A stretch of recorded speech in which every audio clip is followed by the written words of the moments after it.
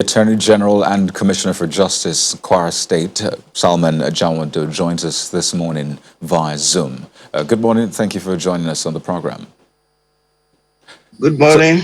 Thanks for having me. great to have you. So, this law, started in 2010. We hear it was amended in 2018. But just before you give us, the contents, what to expect, there was a controversy in recent times about this law. Former governor's aide saying, "Well, this was done in 2018. What are you doing this time around?" And it seemed as though there was a back and forth. So, what exactly happened from 2010 to 2018 and now? Well, thank you very much.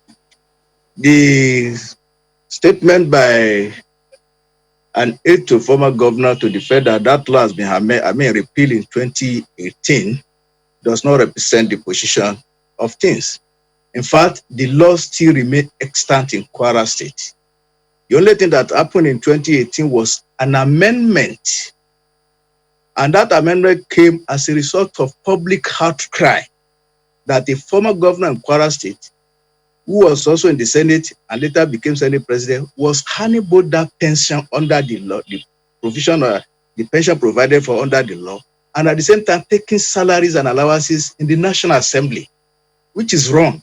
So it was as a result of that outcry that they now sent another bill to the House to amend the law to the extent that the beneficiary, that's a former governor or deputy governor, will not take pension under the law as for so long as he is in another office, either appointment or elected, and still earning salary. That is just the amendment that was made in 2018.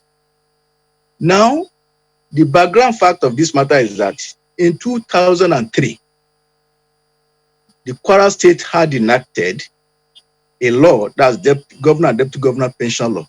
The provision of that law is limited to the governor, the former governor or former deputy governor, earning the basic salary of the incumbent governor or deputy governor for life. That is just the provision of the law. It was in 2010 that this law was now escalated to what we have today, to the level of obscenity. Incidentally, I was privileged to be the MBA chairman at that time, and the MBA resisted and provide serious argument against the bill that it amounts to abuse of the constitutional provision that even allows the State Assembly to make law to provide for pension or gratuity, because that's the language of the Constitution, pension or gratuity. So you can't have the two. So what we now have in that law was a combination of the two and at obscene level. But despite that, it was passed. And so later, that amendment came. So that's the position of the law in Kwara State as of today. There was an amendment, right, in 2018. So what is different now with what you're introducing in 2020? What is different from what happened in 2018? Yeah, what is happening now? When this got on board, it was one of the issues that was even discussed at the transition committee level, the desirability or otherwise of the existence of that law, continuous existence of that law.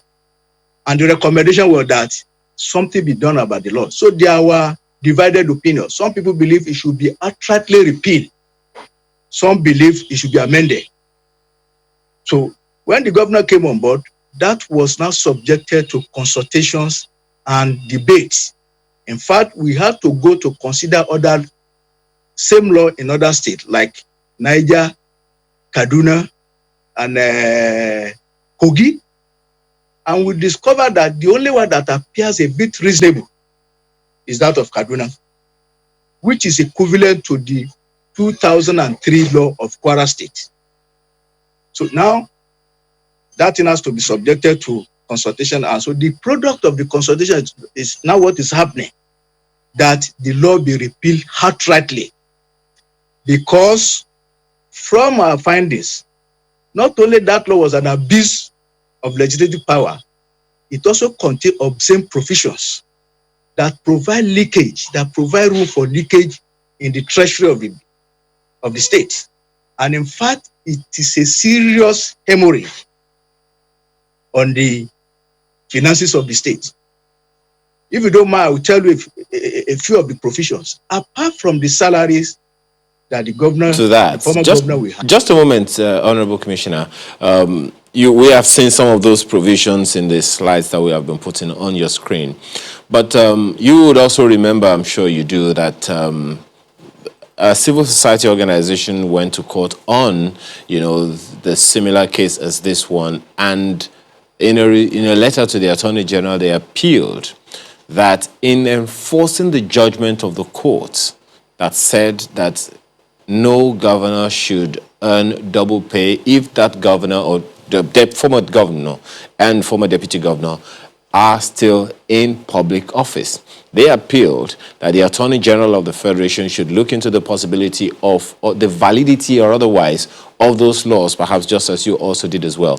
Are you saying that this move by Kwara State government is not in response to that judgment of the court or the action or a memorandum from the Attorney General of the Federation that law be repealed? No, our action is not based on a memorandum or position of the Federal Attorney General. You see, the issue of this law is provided for in the Constitution that enables the State Assembly to make law for pension or gratuity for former governor and deputy governor. So it's not a question that the Federal Attorney General will issue a directive on.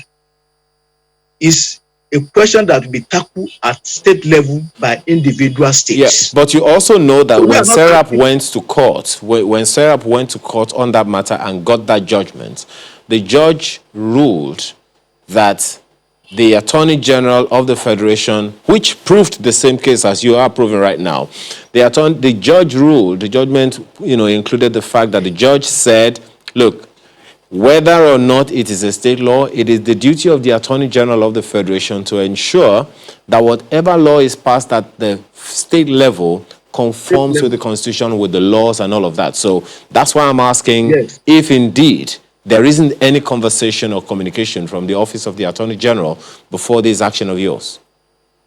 No, there's no conversation or communication from the Office of the Attorney General. Like I said, our own is a product of long-time consultation. And I gave you the background at the Transition Committee level, even before the governor was sworn in. And so that was escalated to consultation and comparison of the position. And then our experience in Kwara State with respect to the implementation of that law itself. Because what we had in Kwara State is the law was even escalated to the level of criminality where an individual got 2 properties in Kwara State in the name of one pension law. One, the official guest house of sitting governor was converted and given to that individual, that Dr. Bukola Saraki, as pension under the pension law. That property is situated on a plot of land over 20 plots of land. Now, later, under the same law, another building of 253 million naira was built in the name of a company, Callisto Investment Limited. And all manners of criminality were involved. They jettisoned the provisions of public procurement law that required that such things should be advertised. They just did selective tendering and using Kwara money to build house for somebody in the name of a company. So we now look at it that not only the law was not in compliance, it was not with what was in the contemplation of the Constitution. The provisions are not only obscene, but it has been abused and misused. So the best... Yeah. Honorable Commissioner, is there a plan to get back some of those funds from the previous governors?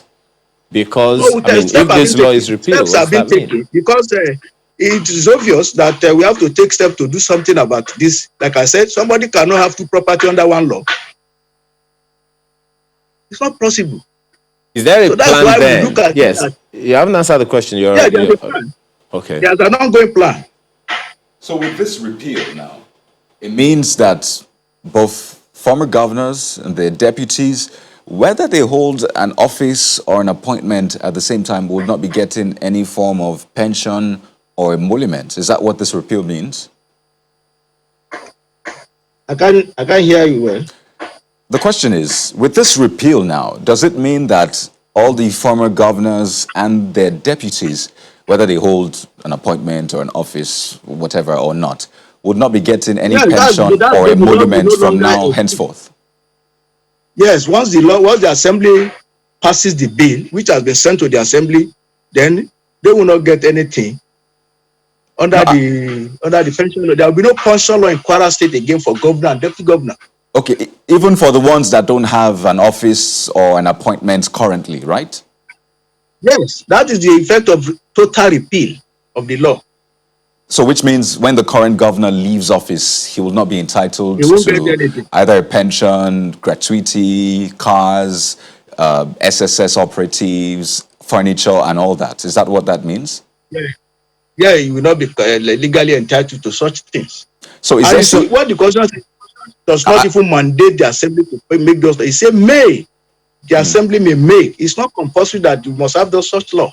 So what kind of package then would governors get when they leave office? Would there be anything whatsoever given to those governors when they leave office?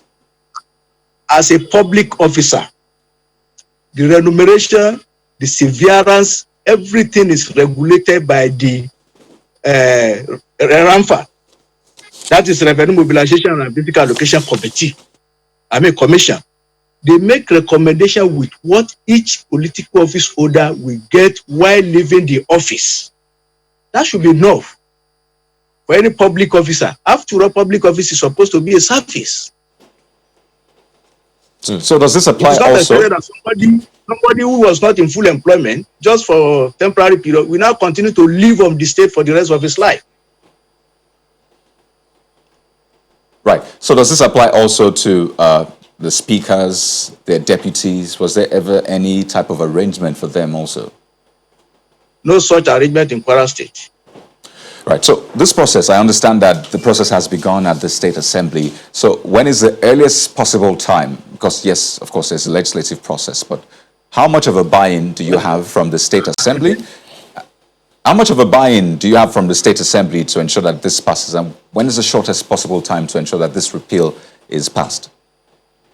Well, you see, like I said before, it's a product of consultation, wide consultation, and that included the members of the House of Assembly, particularly the leadership of the House. So it is a common ground among the executive and the legislature, and based on the position of the people of Kwara State. So I don't expect that bill will have any problem passing through. All right. Well, we'll keep our eyes on that, but we'd like to thank you so much, the Attorney General and Commissioner for Justice, Kwara State, Salman Jawando. Thank you for sharing your thoughts with us on that critical. Thank you for having me. Thank you. Well, before we go, it's only fair we allow you to have your say. And the first, well, there are a number of tweets, in response to some of the issues that have been raised. This first one from Goke. It says, the only way to gather evidence is the use of body cam by the Nigerian security forces, just like it is obtainable in the developed world.